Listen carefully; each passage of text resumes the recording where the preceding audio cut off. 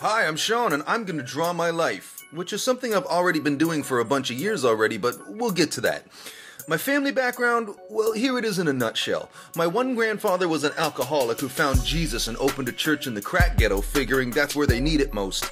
And my other grandfather was a small-time thief and con man who spent his adult life going back and forth from jail. I was born in Toronto, Ontario, Canada, to a couple of kids from the wrong side of the tracks. Neither of my parents graduated high school. They got married at age 19, right out of the family home. They were 21 when they had me and 23 when they had my sister Laura. Early in my life, my dad showed me two movies. Superman 2, starring Christopher Reeve, and Batman, starring Adam West. Between those films and watching the 60s Spider-Man show with my mom, I became obsessed, and my life was set on its course. Instead of a security blanket, I had a cape that I wore everywhere. And in the rare instance that I couldn't wear my cape, I'd go in my secret identity and wear this pair of plastic sunglasses with the lenses popped out. My sister Lindsay was born when I was in the 5th grade. Not even a month later, my grandfather went in for a heart operation. I was young, I didn't understand how serious it was. It all felt pretty routine, like he was going to the doctor for a checkup. But one night we got the phone call that Papa didn't make it. The night before the funeral, Papa visited me in my dreams and told me secrets about life and death and why he had to go. It's still super vivid in my memory. I even cried a little bit writing this all these years later. But I got to say goodbye to him, and the world made a little more sense after that.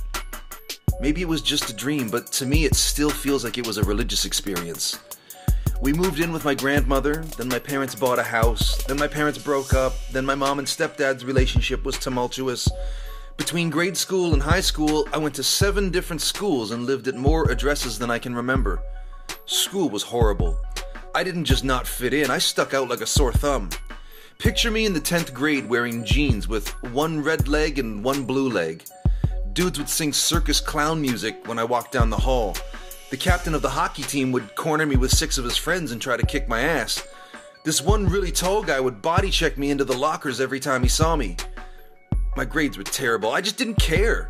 I got my education during weekends and summer breaks, when I would stay up all night drawing and reading about the history of comics and making camcorder movies with my friends. My dream was to be like Quentin Tarantino, writing and directing acclaimed feature films that I would also act in. But on this Kevin Smith vibe where I'd make my own comic books too. The adults in my life didn't understand. They all used to tell me, "If you'd put as much effort into your schoolwork as you do into this garbage, you could do really well." Which only made me feel like more of an outsider, and the soundtrack to my life was really angry hip-hop. My third sister, Cassandra, was born to my mom and stepdad when I was in high school. I graduated, technically, and instead of going to college, I flopped around from one minimum wage job to another. I got into drugs for a while, but eventually I had that moment like in the movies where I looked around at the friends I was keeping and thought, who are these people? I don't even know these people. I got so scared of my life slipping by, and that's when I got the idea that's still the guiding principle of my life to this day. An artist is a real-life superhero, and his talent and creativity are his superpowers. All the life stuff that gets in the way of making your art, those are the supervillains. And the heroic quest is getting the art made in spite of those distractions. I was reading a lot of self-help material and decided to live my life as an experiment in those principles. I was an artist. I was put on this earth to make comic books and movies, and I had to throw out everything non-essential. I stopped showing up to my call center job and literally 1 week later got a call from a friend of a friend who had got promoted to the editor position at a magazine, and he started giving me illustration work. That gave me the confidence to finish my first comic book and then make another one, and pretty soon I was cranking them out steadily and earning the rent by selling photocopied mini-comics on the street. That was the next 3 years of my life. I became a bit of a local celebrity, written up in the paper and featured on the TV news as people started trying to collect all of my issues. I started throwing release parties for new ones where I'd screen little cartoons and short films I'd made, and I'd always get on stage and join the band at the end of the show.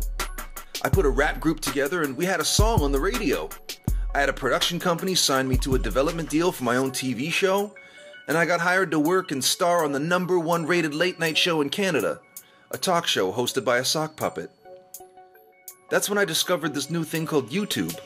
The show was looking for a new way to share clips on their website, so I was all excited when I said to them, "You can upload the video file to this website and then embed the player any place you want." The boss was all, "We don't want any Tom, Dick, and Harry to be able to put our clips all over the internet." Man, that was a different world. Anyways, I thought this was it, that the game was over and I'd won. I'd lived a true life success story with a happy ending, but I was about to learn the hard way that life isn't that simple. My development deal didn't turn into anything. The guys in my rap group went off and did other things.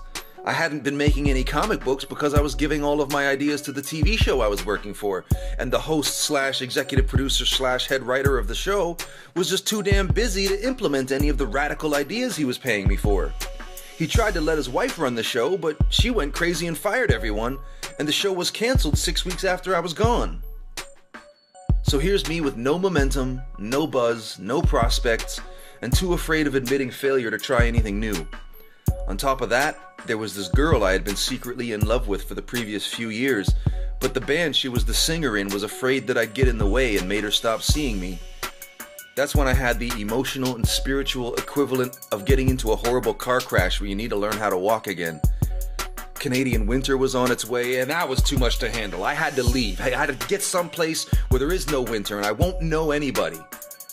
I found an ad for a cruise ship line hiring entertainment staff, so I jumped on that and spent the winter introducing the piano player in the lounge and hosting trivia games aboard one of the biggest luxury cruise liners in the world.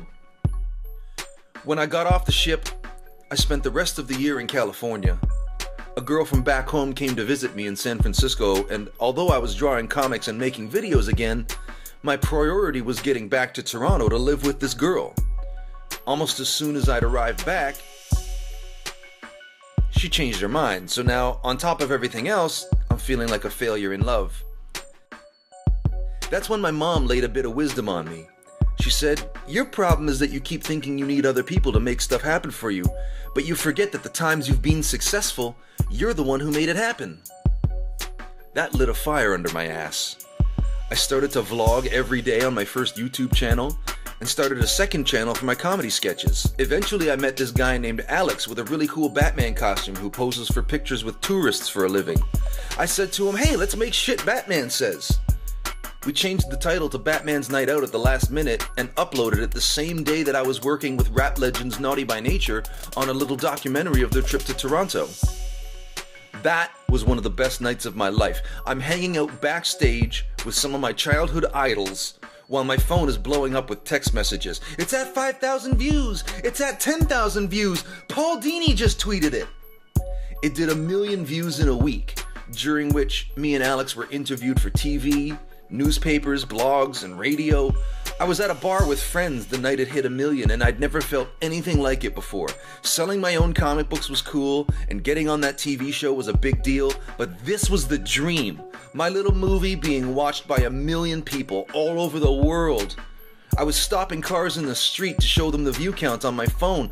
I knew it was a phenomenon when I'd go up to a stranger in the bar and say, "1 million views!" and she'd say, "Batman?" I kept making videos and even got to collaborate with big YouTubers like Chad Vader, but we almost lost our thunder when some guy on the subway shot an iPhone video of us shooting our Spider-Man vs. Batman video, and it started to go viral and get on the news. Brad and Alex thought our video was ruined, but I knew this was a test. I called a couple of my friends from the PR industry and we went on a blitz to get on top of the story. When it launched huge. It was a top story on CNN, CBS News, news channels around the world. We've made dozens of videos since then, with a whole cast of superhero characters, and been on the news a few more times since then. As a big comics nerd, it was a special thrill when Kevin Smith talked about 2 of our videos in 3 weeks earlier this year on his podcast. It all happened so suddenly in the beginning that it didn't feel real. But now I feel like my dream is coming true. I couldn't have predicted the tools that would be invented to make it happen the way that it did, but I get to create comics and videos, I think of them like little movies, that are enjoyed by millions of people all around the world. So to everyone who watches these videos, who's subscribed to this channel, who's ever shared one of them on Facebook or showed your friends when they come over, thank you for making big dreams come true. It's so exciting to think that this is still just starting. Love, Sean. P.S. Tell the organizers of your local Comic-Con to invite me as a guest. I'd love to meet you in person. P.P.S. Thanks again for watching.